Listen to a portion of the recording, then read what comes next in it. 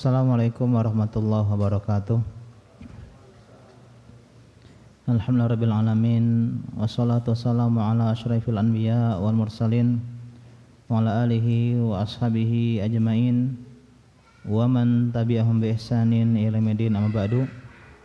Segala puji bagi Allah Subhanahu wa taala yang pada malam hari ini Allah Subhanahu wa taala masih berikan kita kesempatan untuk kembali melanjutkan kajian rutin kita setiap Ahad malam Senin, membahas kitab Al-Khulafa Ar-Rasyidun tentang sejarah Khalifah Rasyidin sepeninggal Nabi Sallallahu Alaihi Wasallam, dan ini pertemuan kita yang ke-13. Dan kembali lagi kita ingatkan bahwasanya kita sekarang berada di bulan Rajab. Ya, di antara sunnah adalah memperbanyak amal-amal soleh di bulan Rajab, terutama puasa. Karena Rajab adalah bulan pemanasan Ramadan, ya, sebelum Sya'ban. Maka tolong santri-santri bulan Rajab harus ada puasa, meskipun cuma sehari 2 hari. Ya, jangan sampai Rajab berlalu tanpa pernah puasa. Yang puasa Senin Kamis bagus, berarti 8 hari. Nah, besok lusa misalnya mau Ayyamul Bid lebih bagus. Ustadz, saya nggak kuat puasa, sehari saja coba. Jangan sampai bulan Rajab berlalu tanpa berpuasa sunnah.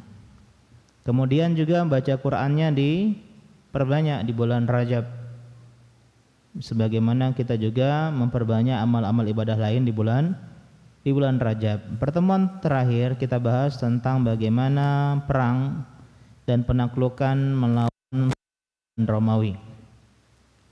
Dan terakhir kita bahas bahwasanya Abu Bakar As-Siddiq mengutus 4 pemimpin pasukan ke Syam, itu Abu Ubaidah ibn Jarrah, Amr bin As, Yazid bin Sufyan, dan Syurahbil bin Hasanah.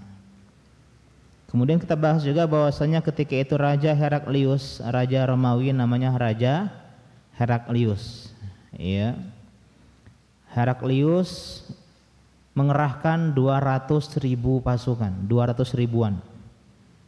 Ada yang bilang 240.000. Ini pasukan yang sangat besar. Dan di antara perang yang paling dahsyat di antara kaum muslimin dan Romawi.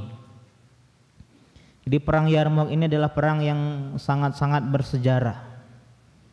Ya, meskipun tidak disebutkan dalam kitab ini secara spesifik, kita akan bahas tentang perang Yarmouk. Karena saking banyaknya ketika itu, Amr bin As mengusulkan agar seluruh pasukan kaum muslimin berkumpul di Yarmouk. Yarmouk itu nama apa, Dek? Yarmouk.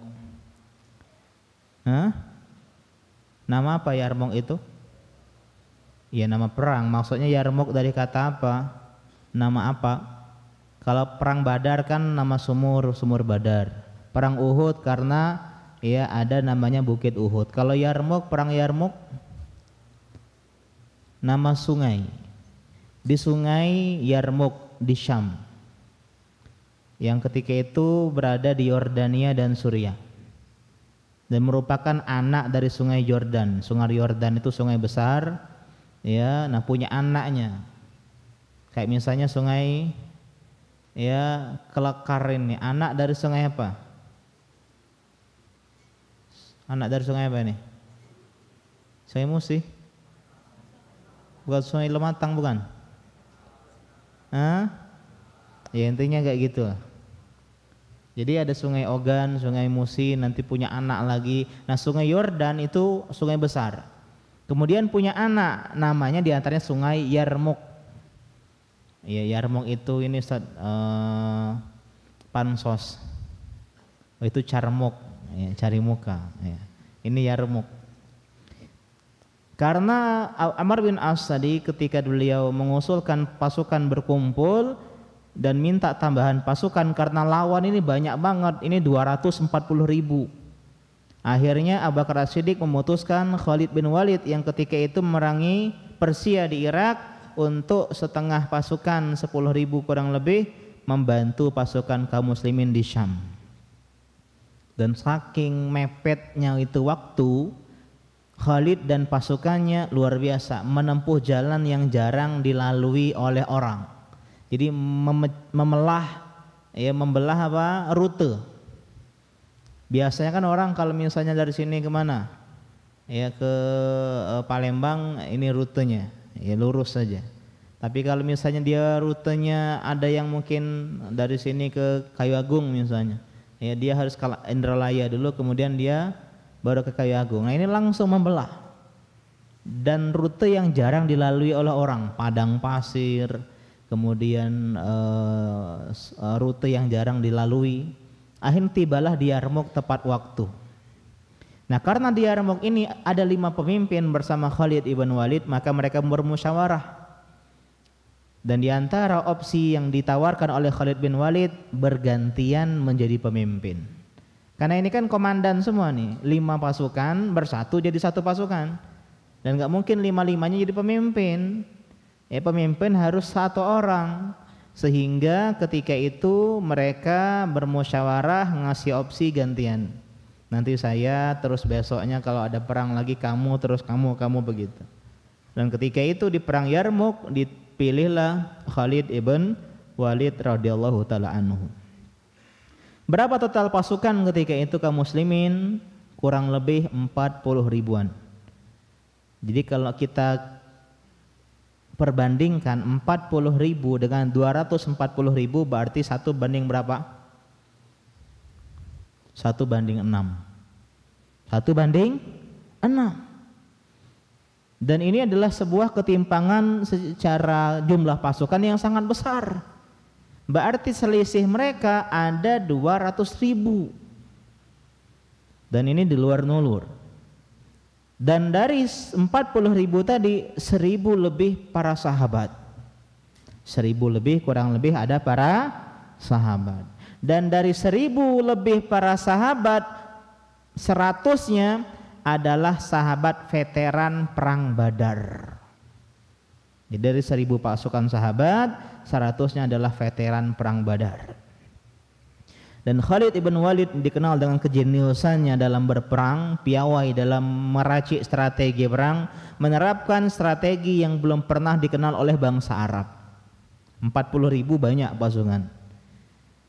Bagaimana triknya? Ya, triknya adalah membagi 40 ribu pasukan tadi menjadi detasemen kecil, menjadi kompi-kompi kecil, dibikin kalau nggak salah ketika itu 40-an.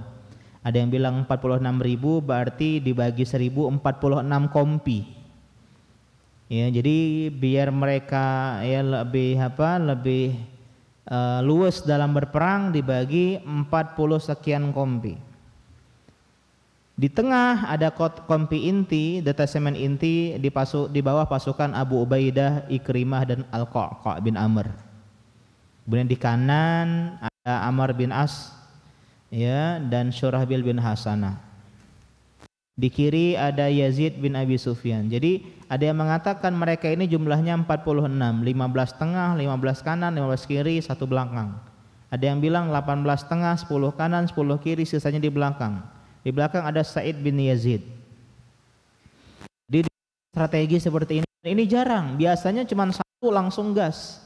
Ini dibikin ya halakoh kalau gitu. Ini halakoh fulan. Ini ada halakoh siapa?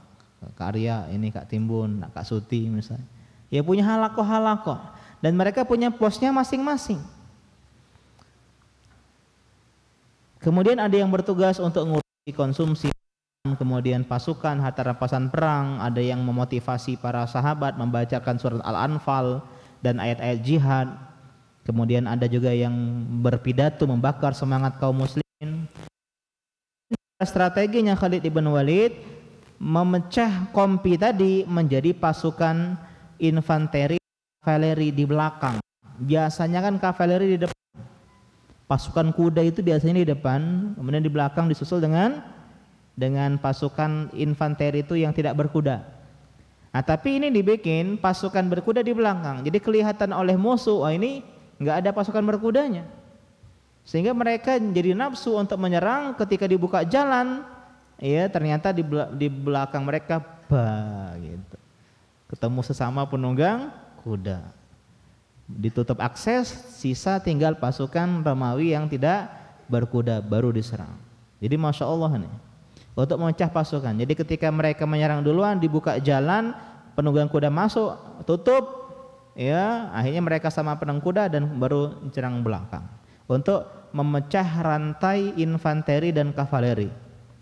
Apalagi sebagian pasukan Romawi ketika itu mengikat rantai mereka, ya dengan rantai satu sama lain seperti di perang sebelumnya, ya, biar nggak kabur begitu, biar tidak kabur. Tapi kalau satu masuk jurang semua, ya. Sebelum berperang, ya biasanya itu mereka beradu komunikasi dulu. Komandan saling bertemu. Komandan ya pasukan kaum muslimin ya adalah Khalid ibn Walid, dia langsung. Sedangkan komandan pasukan Romawi siapa? Theodor. Ada yang bilang Theoder, ada yang bilang Theodorus, ada yang bilang Theodorus dan seterusnya. Dan dia adalah saudara kandungnya Heraklius. Dia pemimpin inti. Hanya saja ketika bertemu komunikasi dia enggak turun, dia di belakang sekali. Beda sama Khalid depan sekali. Ya, dalam komunikasi artinya berani. Ditunjuk oleh si ini ada beberapa orang. Ya. Kemudian kata Panglima Romawi, kalian ini saya tahu keluar dari negeri kalian karena kalian ini miskin dan lapar. Kalian ditimpa kemiskinan, kelaparan, sehingga kalian keluar dari negeri kalian untuk pergi ke negeri kami di Syam sini. Pulanglah ke negeri kalian, nanti kami akan berikan kalian 10 dinar masing-masing satu orang. Ya, 10 dinar itu berarti ya kalau misalnya 1 dinar itu 4 juta, berarti 40 juta satu orang setiap pasukan. Ditambah pakaian, ditambah makanan. Nanti tahun depan kami kirim yang serupa. Waduh, lumayan ini kena sogok. Ya 40 juta satu orang. Kalau misalnya 40.000 pasukan, berapa itu uangnya? Tapi apa kata Khalid bin Walid? Enggak. Kami keluar bukan karena kami ditimpa kemiskinan, kemelaratan dan kelaparan. Tapi kami adalah kaum peminum darah. Dan kami dengar darah-darah orang Romawi itu adalah darah yang paling segar, darah yang paling lezat, dan kami ingin mencicipi darah-darah orang Romawi. Ya, ini ucapan Khalid bin Walid, berani, ya. Wah, ketika itu ini emang bukan masalah miskin atau lapar ini. Ini istilahnya sarkas, ya, bukan berarti mereka benar-benar minum darah, enggak. Kan lapar tadi, enggak. Kita haus, iya, tapi haus darah. Bukan kita Dracula, vampir, bukan.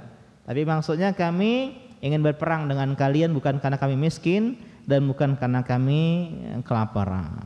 Akhirnya ya mundur komandan yang tadi. Ada komandan seseorang namanya Jarahan atau yang dikenal dengan bahasanya George. Ya, George dari pasukan Romawi, panglima sayap kanan atau sayap kiri. Dia juga ingin berdialog dan berdiskusi dengan Khalid bin Walid. Panjang dialognya. Jangan bohong inti, saya mau tanya, apa sih agama kalian ini? Apa yang kalian ajarkan? Disebutkan semuanya. Dibalas oleh Khalid bin Walid dengan jujur, dijawab dengan jujur, dengan sabar.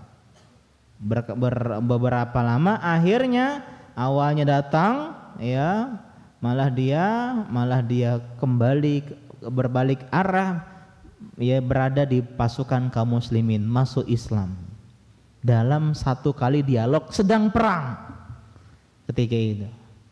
Ya, inilah namanya hidayah. Siapa yang tahu? Panglimanya, komandannya.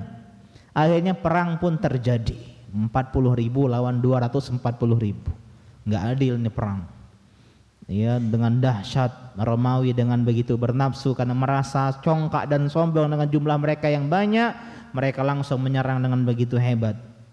ya, sampai membuat celah di pasukan kaum muslimin. Mereka serang sayap kanan, serang sayap kiri, kekacauan pun terjadi. Di awal-awal peperangan kaum muslimin terdesak mundur, ya, akan tetapi beberapa sahabat menyemangati, Mu'adz bin Jabal menyemangati, bahkan wanita-wanita kaum muslimin, istri-istri mereka menyemangati. Yang kabur dilempari pakai batu, ya, diteriakin, ente jangan kabur, ente jangan kabur. Ini apa, cheerleader muslimat ya. Akhirnya kaum muslimin ketika itu disemangati sahabat dan juga para perempuan, akhirnya mereka ya semangat kembali dan mempertahankan barisan, kembali counter attack, memukul mundur Romawi. Seorang pahlawan di perang Yarmuk adalah Ikrimah bin Abi Jahal, anak dari orang yang kata Nabi Fir'aun umat ini. Tapi seorang tidak boleh dihukumi dengan orang tuanya. Orang tuanya komunis, belum tentu anaknya komunis. Orang tuanya kafir, belum tentu anaknya kafir. Orang tuanya pencuri, belum tentu anaknya mencuri. Enggak adil kalau kita menghukumi seseorang karena keturunannya. Ikrimah membuktikan.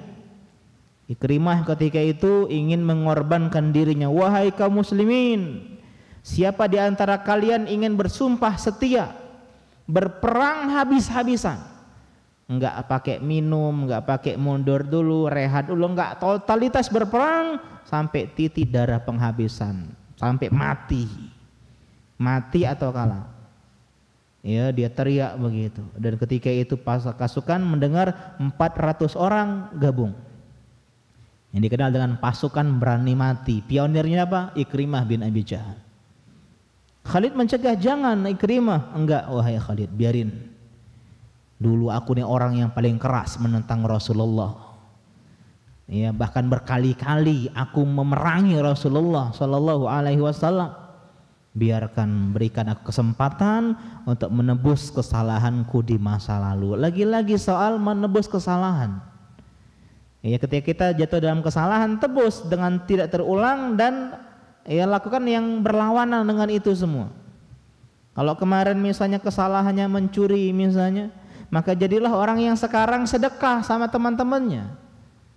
Kalau dulu kesalahannya dia berantem sama temannya, jadilah teman yang berantem untuk membela temannya dengan orang luar. Tapi ya, intinya apa? Menggunakan kekuatan yang dulu dia pakai untuk menyerang kaum muslimin, sekarang untuk membela kaum muslimin. Dan ini dalil bahwasanya kita nggak boleh menjudge seseorang. Ikrimah bin Abi Jahal di penaklukan Mekah kabur saking nggak maunya masuk Islam, sampai nggak terima dengan kekalahan kaum musyrikin ketika itu, sampai kabur dari Mekah. Lebih baik saya pergi dibanding saya mau memeluk agama Muhammad. Saking keselnya, bencinya sama Rasulullah dan kaum muslimin. Tapi Allah bikin Ikrimah ini pulang lagi ke Mekah dan masuk Islam. Ya, dia naik kapal, kemudian kapalnya ditimpa dengan air gelombang yang sangat dahsyat, sehingga Ikrimah mengatakan, "Uduh, ini gara-gara saya kabur ini." Dia berdoa, "Wahai ya Allah, kalau kau selamatkan aku di kapal ini, aku kembali ke Mekah dan Muhammad." Dan Allah redakan itu. Akhirnya apa? Ikrimah menjadi sahabat Nabi yang mulia dan bahkan beliau menjadi martyr-piece, best playernya di perang apa? Yarmuk. Kalau dapat rating bintang mungkin ratingnya 5 sudah. Ya, 5 dari 5 ya, bukan 5 dari 10 bukan. Jadi dulu aku memerangi Rasulullah berkali-kali. Bagaimana mungkin aku sekarang malah lari dari Romawi? Logikanya Muhammad saja dulu saya perangi, saya berani. Kok saya bisa lari dari orang Romawi? Akhirnya Ikrimah sama 400 temannya berperang dengan gagah berani. Benar-benar membuat orang-orang Romawi berdecak kagum dan kaget. Ini pasukan kayaknya enggak takut dengan kematian. Dan di tengah berkecamuknya perang ini datanglah seorang dari Hijaz menemui Khalid ibn Walid. Ya, ada sebuah informasi, kabar secara personal, pribadi, privasi, mengumumkan bahwasanya Abu Bakar As-Siddiq radhiyallahu taala anhu sudah wafat. dan beliau menunjuk Umar sebagai penggantinya, dan Umar menunjuk Abu Ubaidah sebagai pemimpin pasukan kaum muslimin di Syam. Khalid bin Walid kaget dengar itu, dan itu pukulan besar di kaum muslimin, kehilangan sahabat terbaik, kehilangan pemimpin terbaik mereka. Akan tetapi kabar ini dirahasiakan, dimasukkan suratnya oleh Khalid bin Walid, dan beliau berperang seperti biasa, menjalankan strategi. Nggak ada yang tahu kecuali Khalid ibn Walid. Ketika mendapat kabar itu, akhirnya beliau ingin mengerahkan segala potensi beliau untuk memenangkan perang ini. Dia sampai pasukan berkudanya nerobos sayap kanan, musuh kocar-kacir. Akhirnya apa? Terdesak. Ada yang mengatakan 1 hari sampai malam, sampai sore. Kaum muslimin ketika itu dengan gagah berani. Akhirnya orang-orang Romawi takut, emang mereka pengecut, dan ini diantara kelebihan kaum muslimin adalah keberanian. Sampai-sampai mereka lari, dan banyak diantara mereka gugur, jatuh bergelimang, mayat-mayatnya, kepala-kepalanya, tubuh-tubuh mereka.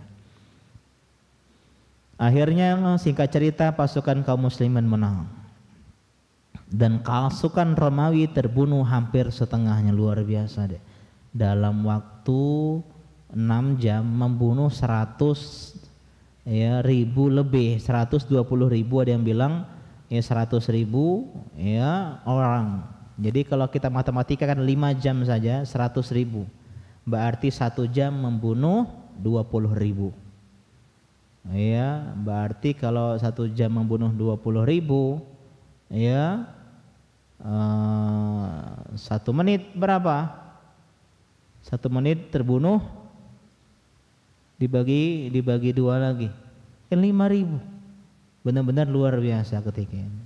Sedang kaum muslimin juga banyak yang meninggal, 3.000.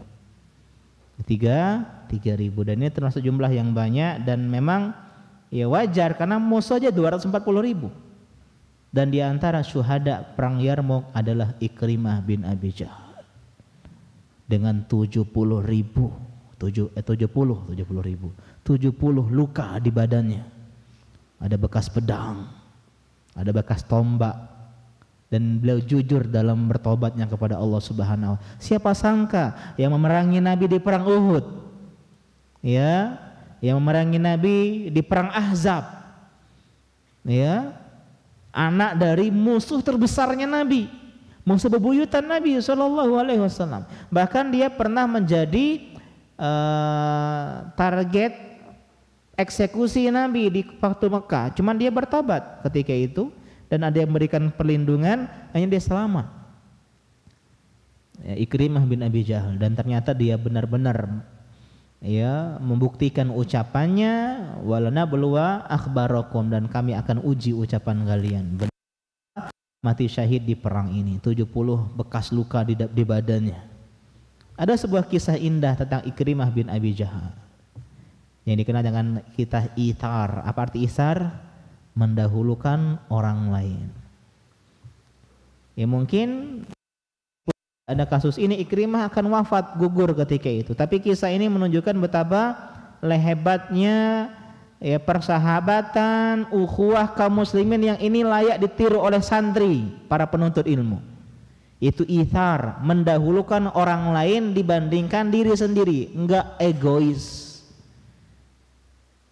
Ketika kaum muslimin sudah menang di perang Yarmouk, para kaum muslimin yang tersisa segera mencari pasukan-pasukan yang terluka, ingin memberi mereka minum satu sama lain. Ketika itu didapati Ikrimah, sebelahnya ada Haris ibn Hisham, sebelahnya Ayyash bin Abi Rabi'ah. Ketika Ikrimah sedang dapat luka yang banyak, dia mau dikasih minum, dia mendengar sebelah mengatakan, air saya ingin minum. Kata Ikrimah, tolong kasih orang itu dulu, kasih ke situ. Ternyata Haris bin Hisham. Ketika Haris bin Hisham dikasih minum, dia dengar Ayyash ibn Abi Rabi'ah mengatakan, haus, tolong, atau misalnya haus, saya ingin minum. Akhirnya nggak jadi si Haris ibn Hisham tadi mendahulukan minum tersebut untuk temannya. Ya coba kasih si Ayas dulu. Ya ketika Ayas mau minum, dia dengar ya Ikrimah ya sedang kesakitan. Ada yang mengatakan belum sampai ke Ayas, ternyata Ayas sudah meninggal. Mau kembali kepada Haris bin Hisham, Haris bin Hisham pun sudah wafat. Dan ketika kembali kepada Ikrimah bin Abi Jahal, beliau pun sudah gugur. Dan ini bukan mati konyol adik-adik, bukan bunuh diri, enggak, karena mereka enggak tahu itu akan meninggal, cuman mendahulukan orang lain dibanding diri sendiri. Kita lagi lapar nih, dapat lauk terakhir satu, karena mungkin ya lauknya sedang sedikit, tinggal lauk terakhir. Kemudian ada sebelah kita satu orang, wah lauknya udah habis ya. Iya sudah habis kalau kita kayak gitu kan. Ya, enggak, ini langsung harusnya mainkan isar ini kita bagi dua. Ya dia buntutnya, kita kepala dan badannya. Misalnya ikan lili dibagi dua. Ya, atau dia ngelihat saya anak SMA, saya sudah jajan tadi, saya punya banyak uang, orang ini kayaknya jarang jajan. Ya mungkin dia hemat atau frugal hidupnya, atau mungkin nggak dapat uang jajan. Ya, dan dia badannya kecil, anak SMP 7, kayaknya aduh ini butuh lebih makan daripada saya badannya gede, anak SMA juga dan bisa jajan nanti. Akhirnya apa, dikasih dah ini lili untuk kamu saja, begitu. Dalam masalah dunia ya adik-adik, isar mendahulukan orang lain, dan ini perlu dibiasakan, dibiasakan. Misalnya Ustadz ngatur bangku, ya semua yang di depan ini dikorbankan, harus mundur ke belakang satu. Nah, ini ithar dalam masalah dunia. Tapi masalah akhirat, fastabiqul khairat. Contoh di sab depan, duluan kita, jangan monggo silakan, enggak. Ya, juga ke depan. Atau misalnya dalam belajar ilmu agama, ya aku ngalah aja lah, salahin aja biar aku juara 2. Enggak, kita berusaha menjadi yang terbaik dalam masalah agama. Misalnya siapa yang duluan selesai target hafalan Al-Quran, kita duluan berusaha, jangan ngalah aja lah. Ya, setoran misalnya maju, berusaha kebaikan dalam masalah akhirat. Tapi masalah akhirat enggak ada. Tapi isar dalam masalah Kita lanjutkan. Khalid ibn Walid masuk ke tendanya Theodoric tadi atau Theodorus dan membunuh Theodorus, jebret. Ada yang bilang Theodorus ini kabur dan jatuh ke dalam jurang. Wallahu taala alam. Yang jelas dalam perang ini Theodoric, ya pemimpin pasukan Romawi di perang Yarmuk, ya meninggal, dan sisa pasukan kabur ke Antioquia, ya ke arah Syam juga. Heraklius kaget, loh kok bisa? Kalian jumlahnya banyak kan? Iya, bahkan berkali-kali lipat. Kenapa kok kalian bisa kalah sama mereka? Ada pasukan yang menjawab, kadang mereka di malam hari mereka sholat, di siang hari mereka berpuasa, sedangkan kita malam dan siang mabuk-mabukan dan berzina.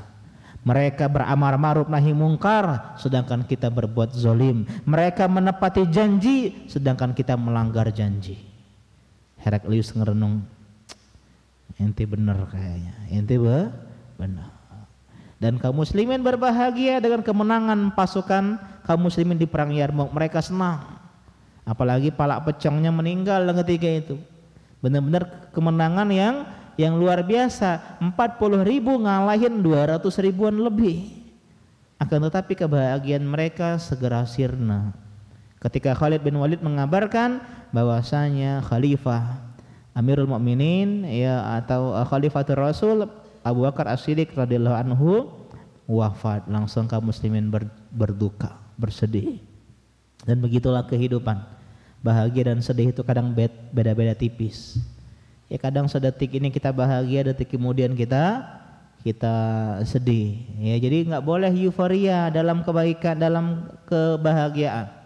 Nggak boleh terlalu senang-senang ya dalam kebahagiaan. Wah senang sekali sampai ladas-ladas. lupa daratan, ternyata nanti ada kabar derita, kabar buruk, kabar ya sedih. Dan juga jangan sedih banget, ya murung sedih. Kenapa? Karena nanti akan datang kabar bahagia. Kita lanjutkan, kita flashback ke belakang ketika Abu Bakar As-Siddiq jatuh sakit. Kita bahas kemarin sempat singgung Abu Bakar As-Siddiq sakit karena apa? Karena beliau sedih dengan kepergian Nabi Shallallahu Alaihi Wasallam. Ya, seperti seorang suami yang kehilangan istri tercinta, ngedown seperti seorang istri yang kehilangan suami tercinta, ya juga bersedih. Begitu juga Abu Bakar As-Siddiq kehilangan Nabi Shallallahu Alaihi Wasallam. Ya, fisik beliau sudah mulai tidak sehat seperti bersama Nabi Shallallahu Alaihi Wasallam. Kita lanjutkan halaman 69. Qala al-mu'allif rahimahullahu taala wa qalat Aisyah radhiyallahu anha. Aisyah bercerita, lamma marido Abu Bakar As-Siddiq maradahu alladhi mata fihi. Ketika Abu Bakar As-Siddiq sakit, ya, yang menyebabkan beliau nanti wafat, qala unzuru ma zada fi mali munzu litu imra'atal muslimin, imaratal muslimin. Wahai Aisyah, tolong dong cek harta saya sejak saya menjabat sampai sekarang, apa saja yang menambah. Misalnya ketika itu dia awal jabat udah punya motor, misalnya motornya motor Beat, ya, setelah ngejabat dapat tuner, misalnya apa, motor NMAX misalnya, itu berarti tambahan ketika menjabat. Fa'atuhu lil khalifah min man ba'di, ya, atau min ba'di, dan kirimlah barang tambahan tadi kepada khalifah setelahku. Karena itu bukan punyaku, itu adalah mobil dinas, kendaraan dinas bahasa kita. Warudduhu fi baiti malil muslimin, dan juga kembalikan ke kas negara. Ya, fa inilah akhudhu min hadzal mali syai'an, karena aku enggak mau mengambil harta itu sedikit pun untuk diriku. Itu adalah uang umat. Uang umat dari umat untuk umat. Falamma tufiya, ketika Abu Bakar Siddiq wafat, apa yang beliau tinggalkan? Wajadnahu qad khallafa 'abdan nubiyan wa ba'iran nadihan wa sayqalan li syahdi suyuf wa qatifatan ma tusawi khamsata darahim. Yang pertama, beliau meninggalkan seorang budak Nubi. Nubi ini nama sebuah suku, suku Nubi, ya, di Sudan atau di Afrika. Dan juga ba'ir, unta, ya, yang nadih, yang digunakan untuk menyiram ternak, menyiram tanaman. Wa sayqalan li syahdi suyuf, dan alat asah pedang untuk menajamkan pedang. Ya, jadi bukan pajero, bukan NMAX. Ya, budak itu pun budak, bukan budak yang ini, budak orang-orang Afrika. Kemudian juga unta, bukan unta tunggangan bagus, tapi untuk menyiram tanaman. Dan juga pengasah pedang, ya, wa qatifatan, dan permadani tikar yang harganya cuma 5 dirham. Subhanallah.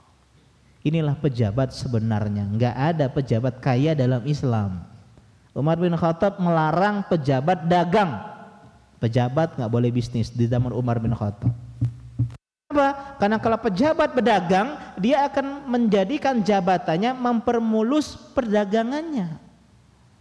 Jadi dia enggak konsisten untuk melayani umat. Kan pejabat itu pelayannya umat, bukan untuk mengambil uang umat untuk memperkaya diri. Dalam Islam, maka kalau di negeri ada pejabat yang aneh, dari mana kekayaan ini, Pak? Bapak kan pejabat, ya, Bapak kan aparat yang tugasnya melayani rakyat, justru miskin demi rakyat. Itu pejabat dalam Islam. Jadi nggak ada istilah sekarang nyalek, ya, memperebutkan jabatan, karena memang dalam Islam jabatan tidak melahirkan kekayaan. Masih ingat kisah Umar bin Abdul Aziz, ya, ketika beliau menjabat benar-benar berubah drastis sebagai khalifah. Yang dulu mungkin bajunya bagus, ya menjadi bajunya seadanya. Digunakan semua harta untuk kemaslahatan kaum muslimin, ke baitul mal, ke kas negara. Ini pemimpin sejati.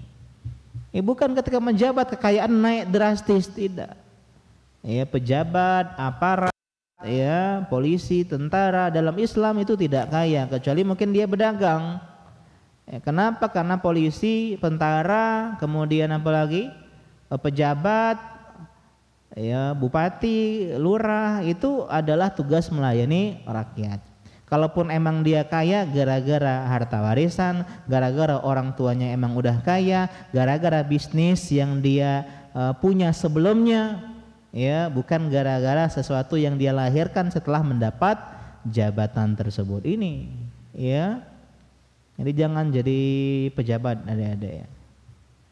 Jangan jadi pejabat, jadi pedagang, jadi ustadz, jadi guru agama yang maslahat untuk kaum muslimin. Bisa digabung, bagus digabung tuh. Ya, seorang seperti Abu Bakar Siddiq, seorang yang soleh, bertakwa, berilmu dan juga berdagang. Utsman bin Affan, Abdurrahman bin Auf, Abdullah bin Mubarak, ya. Bahkan Abdul Mubarak itu seorang ulama, pedagang, dan dia menafkahin ulama yang lain. Ulama yang lain dibilang gak usah dagang, gak usah bisnis, biar aku aja, kalian gaji sekian dinar dalam sebulan. Jadi ulama fokus dakwah, fokus ngajar, dakwah ngajar, nggak mikirin pampers bayi, nggak mikirin apa kontrakan cicilan, kemudian apa mikirin susu, mikirin tabung, fokus saja dakwah. Karena udah dihandle oleh Ibnu Mubarak rahimahullahu taala. Lanjut, faba'asnaha ila Umar ibn liyadha'aha fi baitil mal. Kemudian barang-barang tersebut untuk Umar bin Khattab biar beliau masukkan ke kas negara. Ketika ngelihat itu falamma ra'aha Umar baka. Ketika ngelihat, ya Allah, iya peninggalan Abu Bakar Siddiq ini, beliau nangis. Ya, beliau mengatakan apa? Rahmatullah ala Abi Bakar. Semoga Allah merahmati Abu Bakar Siddiq. Laqad atsba'a man ba'dahu minal wulaba'an syadidan. Beliau membuat, ya, pemimpin setelah itu capek untuk meneladani beliau begitu. Terlalu tinggi levelnya, kastanya luar biasa. Artinya untuk seperti beliau pun kita nggak bisa, nggak tahu Umar bin Khattab. Ya. Karena beliau benar-benar tidak menjadikan jabatan adalah jembatan untuk meraih dunia. Dia orang yang zuhud, ya. Dan beliau mengabdi untuk kaum muslimin. Inilah pemimpin sebenarnya. Di kepemimpinan itu artinya memberikan yang terbaik untuk bawahannya. Ya, contoh misalnya kalian ditunjuk jadi lurah, bismillah, jadi lurah. Bagaimana kelurahan saya semuanya jaga sholat, semuanya pakai jilbab yang muslimah, semuanya bisa baca Al-Quran, semuanya rajin datang pengajian, semuanya tidak ada miskin, tidak ada yang nganggur, kemaslahatan akhirat dan dunia. Itu setiap lurah. Oh, kita harus datangin seorang guru, oke, kita bayar untuk guru. Ustadz, Pak Lurah, kas negara, kas kita, kas lurah kosong. Oke, ini mobil saya jual saja. Nah, itu seharusnya. Ya.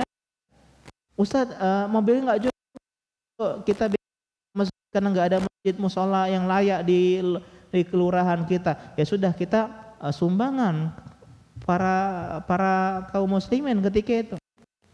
Begitu. Didata berapa penghasilan sekali. Ya, dikasih apa? Uang untuk membuat pelatihan tenaga kerja itu. Kemudian yang nganggur pun demikian. Kemudian yang nggak sekolah karena nggak ada harta, kita beasiswakan dia. Jadi semua anak-anak satu lurah, setiap lurah seperti ini, subhanallah, luar biasa. Umar bin Khattab mengatakan seandainya ada seekor keledai yang jatuh di jalan di ujung di Irak sono karena jalan yang tidak layak, maka itu adalah tanggung jawab diriku. Bayangin, ya, naik motor jalan aspalnya tokak, Ya, itu kalau pejabat kaum muslimin, wah itu dosa saya tuh. Kok saya nggak bagusin jalan untuk kemaslahatan kaum muslimin? Nah gitu. Ya, jadi pejabat ini bukan jabatan yang menggiurkan, ini tanggung jawabnya besar. Makanya dalam Islam itu orang-orang, para ulama untuk diutus jadi pejabat, jadi hakim, nolak-nolak mereka. Ya, kamu saya tunjuk wahai ustadz jadi seorang qadhi, hakim. Waduh, janganlah, ada yang kabur. Ya, pindah rumah.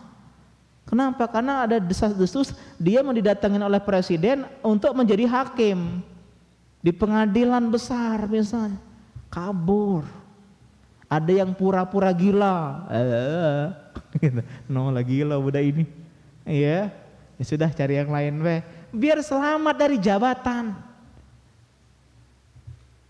Tapi kalau jabatan itu datang kepada kalian dengan cara yang baik, entah ke depan seperti apa, dan kalian siap untuk mengembannya, bismillah. Ya, lanjut. Kemudian waqalat Aisyah radhiyallahu anha lamma hadarat Abu Bakar wal wafa jalasa fatashahad summa qala li.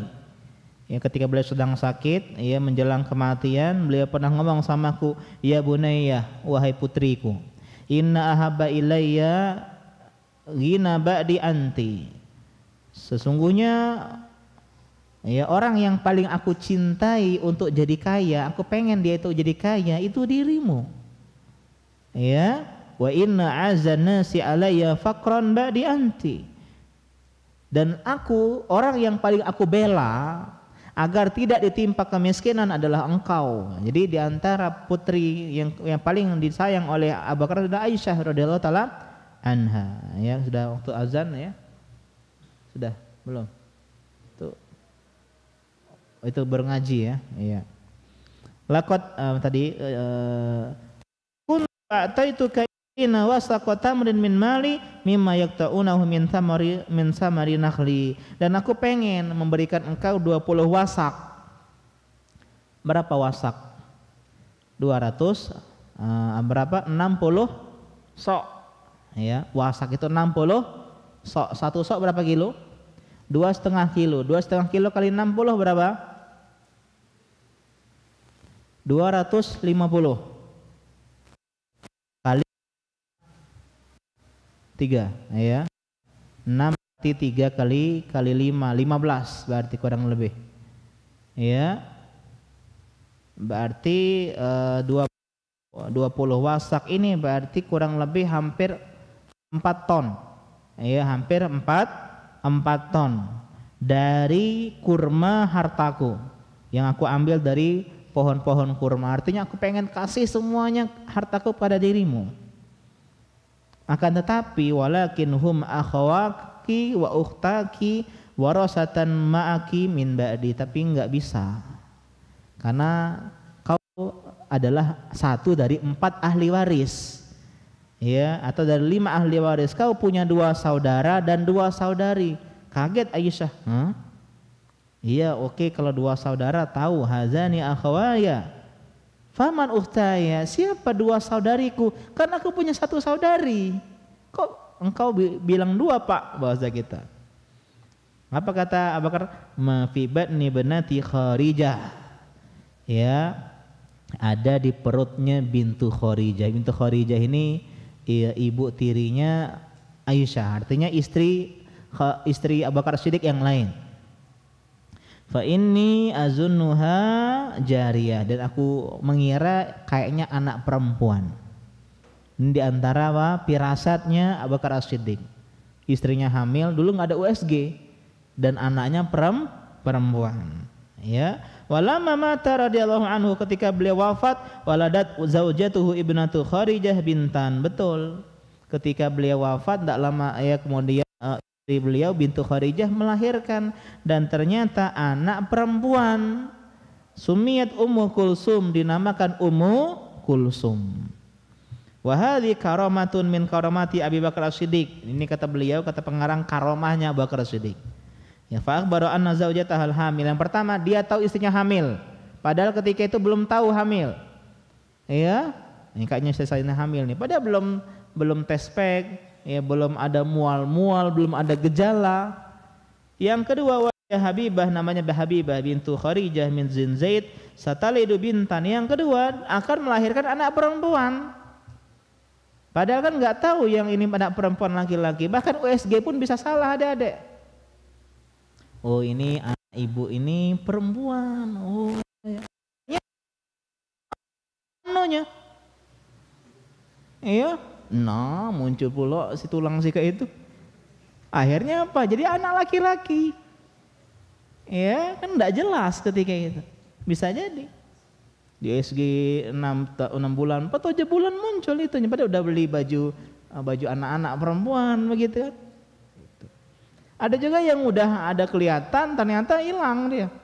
Oh ternyata itu bukan itu, bukan alat bukan si anak, ternyata yang lain, tulang yang lain yang dikira begitu. Ya Allah taala. Wa ba'da wafatihi waladat bin, benar ketika Bakar Siddiq wafat, lahirlah seorang anak perempuan. Jadi USG pun bisa salah adik-adik. Jangan, oh ini pasti anak perempuan, oh ini pasti anak laki-laki, belum tentu. Nah ini kata orang nih, kalau anaknya suka begini nanti adiknya tuh perempuan. Nah, kalau anak suka begini itu hanyalah prediksi, ya nggak ada yang tahu yang pasti kecuali Allah Subhanahu wa taala. Ya, kita azan dulu. Assalamualaikum warahmatullahi wabarakatuh. Bismillah.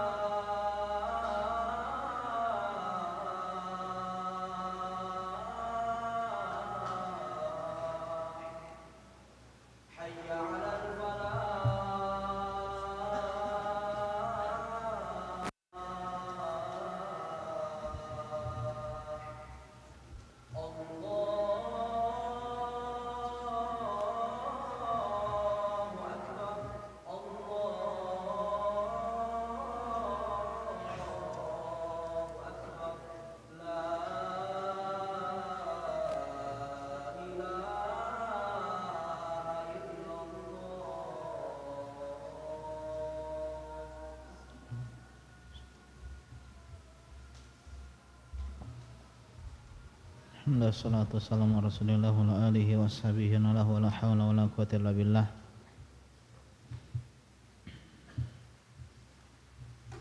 Ya, terlanjutkan qala al-muallif rahimallahu taala wal murad biqoulihi li Aisyah akhawaki wa ukhtaki akhawahu Abdurrahman wa Muhammad. Yang dimaksud adalah Abu Bakar Siddiq adalah dua saudaramu adalah Abdurrahman bin Abi Bakar dan Muhammad bin Abi Bakar. Wa ukhtaha Asma binti Abi Bakar dan Ummu Kulsum binti Abi Bakar. Banyak anak-anak beliau yang lain cuman sudah mendahului beliau. Wa qalat Aisyah mengatakan radhiyallahu anha sa'alani Abu Bakar fil yaumil ladzi tufiya fi kam thawbin kufina Rasulullah. Ketika itu di hari beliau wafat, ya, Abu Bakar sempat bertanya kepada Aisyah, berapa kain kafannya Nabi? Qultu fi thalathati athwab, aku mengatakan tiga pakaian, 3 kain. Kemudian qala laha igsilu li saubayya hazaini. Ya, kata si Abu Bakar Siddiq, tolong cuci 2 kain ini. Ya, wa kana masbu'an ghain, dan 2 itu diberikan warna. Washtaru li sauban akhar, dan beli tolong 1 kain yang lain. Lihat, Abu Bakar cuman punya 2 kain. Sampai yang ketiga pun beliau suruh tolong beli kain yang ketiga.